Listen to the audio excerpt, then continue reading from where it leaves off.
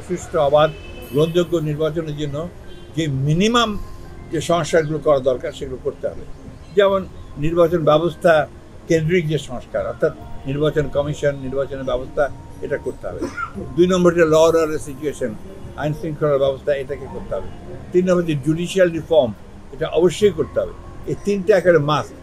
সরকার 6টা reform commission করেছে। এই 6টা রিফর্মের মধ্যে সবচেয়ে বেসিক ইম্পর্টেন্ট রিফর্ম হচ্ছে এই 3টা। এই 3টা আমরা করতে বলেছি এবং ইতিমধ্যে আপনারা নিশ্চয়ই জানেন যে সরকারের প্রত্যেকটা নির্বাচন রিফর্ম আপনার কমিশনের প্রস্তাব, অর্থাৎ আপনার এই যে সংস্কারের প্রস্তাবগুলোর বিষয়ে আমরা কিন্তু প্রত্যেকটা ক্লজ বাই ক্লজ তাদের জবাব দিয়েছি এবং সেগুলো উত্তর দিয়েছি এবং তাদেরকে অনুরোধ করেছি যে এই বিষয়ে আমরা কথা বলতে চাই, সেই বিষয়ে তারা কথা। সরকার সিদ্ধান্ত নিয়েছে যে তারা এই বিষয়গুলো নিয়ে রাজনৈতিক দলগুলোর সঙ্গে কথা বলবে। সেই কথা বললে তখন সেটা হবে।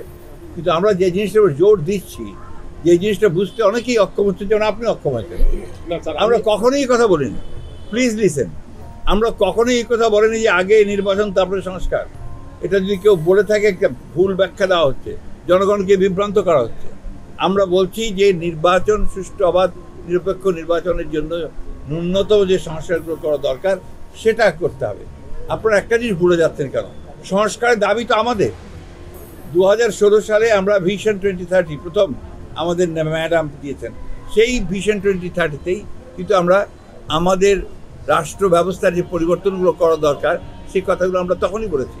এই যে আজকে আপনার দ্বিকক্ষ বিশিষ্ট পার্লামেন্টের কথা উঠছে এবং সরকারও আপনার সংস্কার যে কমিশন তারাও বলছে এটাই করতে হবে। তো এটা তো আমরা তখনই বলেছি, তখনই সেটার মধ্যে আছে। আপনার কেয়ারটেকার গভর্নমেন্টের অধীনে 9 মাসের আপনার ইন্টারিম গভর্নমেন্টের সময় নির্বাচন, সেটা কিন্তু আমরা তখনই বলেছি। তাহলে কি বোঝা যাচ্ছে যে আমরা যা বলেছি সেগুলোই তো আসছে, তাহলে সমস্যাটা কোথায়? আমার কখনো শেষ না বলেন। কালকে আপনি বলেছিলেন যে চার্টার অফ রিফর্ম হবে, সেখানে পরবর্তীতে সব রাজনৈতিক দল গভর্নমেন্টই স্বাক্ষর করবে। এখন বাস্তবায়ন হবে নির্বাচনের পরে। No, not necessarily. যেটা বাস্তবায়ন যোগ্য সেটা বাস্তবায়ন হবে। অল কনসেনসাস যদি হয় সব দলের, সেই দলগুলো হবে, আর যেগুলো হবে বাকি থাকবে সেগুলো পরবর্তী সরকার করবে।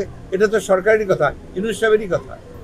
তো সেক্ষেত্রে স্যার, এই যে বিভিন্ন রাজনৈতিক দল বা ইয়ারা বিভিন্ন রকম কথা বলছে, তো দেশে কি একটি সংঘাতের আশঙ্কা করতে পারছি আমরা? না, সংঘাতের প্রশ্নই নাই। এটা হচ্ছে আপনার গণতন্ত্রের বিউটি হচ্ছে আপনার যেটা ভিন্ন মত থাকে। প্রত্যেকটা রাজনৈতিক দল যদি একই মত থাকে তাহলে একই হয়ে গেল। এখানে একজন একটা মত থাকবে, ভিন্ন মত থাকবে, জনগণ বেছে নেবে যে কোনটা তাদের জন্য উপযুক্ত। এই কারণেই তো নির্বাচন কেন?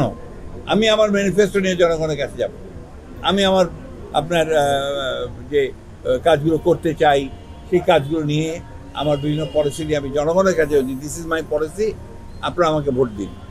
অন্যান্য দলগুলো তাদের পলিসি নিয়ে যাবে, যেখানে জনগণ যাদেরকে ভোট দেবে তারাই সরকার গঠন করবে, তারাই পার্লামেন্ট গঠন করবে। এটাই হচ্ছে গণতন্ত্র। That is the essence of democracy. আমাদের দেশে ব্রিটিশ পিরিয়ড থেকেই আপনার যেটাকে আমরা বলি যে পার্লামেন্টারি ফর্ম অফ গভর্নমেন্ট এবং আপনার Westminster type of government follow করা হয়, গণতন্ত্র ফলো করা হয়। সেইটাই আপনার ধারাবাহিকতা আমাদের চলে আসছে। এটাতেই আমরা আমাদের সেভাবে সেইখানে কিছু সংস্কার তো প্রয়োজন হবেই, সবখানেই প্রয়োজন। সংস্কার হবে, সংস্কার যখন হয় তখন হবে। এখানে সংস্কারের সঙ্গে নির্বাচনের কোনো পার্থক্য নেই। যে কথাটা আমরা বলতে চেষ্টা করি হয়তো বোঝাতে পারি না, অথবা আমরা বুঝি না, আপনারা বোঝেন না, অথবা ইচ্ছাকৃতভাবে বোঝেন না, বাবা ইচ্ছাকৃতভাবে ভিন্নভাবে এটাকে ব্যাখ্যা করতে চান অনেকেই, আমি আপনার কথা বলছি না। সেই জায়গাগুলোই সমস্যা।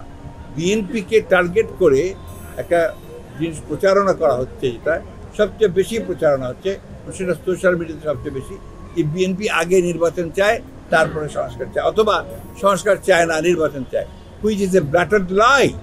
আমি আপনাদের সামনে খুব পরিষ্কার করে বলছি, এটা একটা ভ্রান্ত ধারণা সৃষ্টি করা হচ্ছে জনগণের মধ্যে। আমরা বারবার করে এই কথাটাই বলছি যে আমরাই তো সংস্কারের প্রবক্তা, আমরাই সংস্কার চেয়েছি।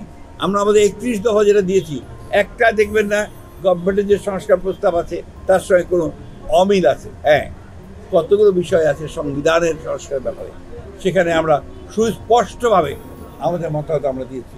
কতগুলো বিষয় আছে যেগুলো মীমাংসিত, সেই বিষয়গুলোতে আমরা হাত দিতে চাই না। এই দেশের জনগণের সঙ্গে সম্পর্ক কাদের? রাজনৈতিক দলগুলো, তাই না? সেটা আপনি জামাত হোক, বিএনপি হোক, আওয়ামী লীগ হোক, জাতীয় পার্টি হোক, জাকের পার্টি হোক, আপনার ওই সিপিসি হোক, ছাত্রদের সংগঠন হতে তারাই হোক, তাদের সম্পর্ক জনগণের সঙ্গে। আর যারা এসছেন সংস্কারে, খুব জ্ঞানী মানুষ, পণ্ডিত লোক, বিশাল বিশাল ইউনিভার্সিটি থেকে ডিগ্রি করে এসছেন, তারা দিচ্ছে, তাদেরকে আমরা শ্রদ্ধাও করি, সম্মানও করি। কিন্তু তারা যদি জনগণের বাইরে গিয়ে কিছু করেন, সরি টু সে, আমরা সেটাকে সমর্থন করতে পারবো না। জনগণ যেটা চাইবে আমরা সেটাই সমর্থন করব।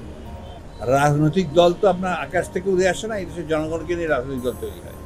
এই জন্যে আপনি যে কথাটা বললেন যে রাজনৈতিক দলগুলোই আপনার ভাঙতে থাকে, না প্রশ্নটা ছিল কি যেন? সাহায্য করে, নিজেও স্বৈরাচার হয়। গণতান্ত্রিক ব্যবস্থাকে কেউ যদি আপনার সরাসরি ফলো করে, সেখানে স্বৈরাচারী হয়ে ওঠার কোনো সম্ভাবনা থাকে না। আজকে একটা জিনিস খেয়াল করে দেখবেন, আপনারা তো সাংবাদিক, নিশ্চয়ই পড়াশোনা করেন, আপনারা তো নিশ্চয়ই ভালো করে দেখেন যে আজকে গোটা পৃথিবীতে ডানপন্থীদের একটা উত্থান হচ্ছে, এবং তারাই বলছেন যে গণতন্ত্র ইজ গোয়িং ডাউন। জাতিসংঘের মহাসচিব এসেছিলেন দেশে, ওনার সঙ্গে আমাদের একটা এক্সক্লুসিভ মিটিং হয়েছিল কয়েকটা রাজনৈতিক দল আর সংস্কার প্রধানদের। সেখানে তিনি নিজেই বলেছিলেন যে গণতন্ত্র এখন খুব বিপদের সম্মুখীন। গণতন্ত্র বিভিন্ন দেশে ডানপন্থীদের উত্থান হচ্ছে, কর্তৃত্ববাদের উত্থান হচ্ছে, গণতন্ত্র নিচে নামছে। কিন্তু তারপরেও গণতন্ত্রই হচ্ছে শ্রেষ্ঠ ব্যবস্থা শাসনের জন্য, সুশাসনের জন্য, রাষ্ট্র পরিচালনার জন্য। দিস দ্য অনলি সিস্টেম যেখানে মানুষের বক্তব্য কাজে না হয়, যারা নির্বাচিত তারা দেশ চালায়। তো এই যে আমরা একটা জুজুর ভয়ে থাকি যে রাজনৈতিক দলগুলো স্বৈরাচার হয়ে ওঠে, স্বৈরাচার হয়ে উঠলে তো আওয়ামী লীগের মতো অবস্থা হয়, তাই না? এখানে স্বৈরাচার হয়ে উঠলে জনগণই তাদেরকে বের করে দেয়। সুতরাং এটার জন্য গণতন্ত্রের কোনো দোষ না। গণতন্ত্র অবশ্যই the best system, caretaker government. আমাদের দেশের যে কালচার, সেই কালচার অনুযায়ী আমাদের এখানে কেয়ারটেকার গভর্নমেন্ট সিস্টেমটা হচ্ছে বেস্ট সিস্টেম।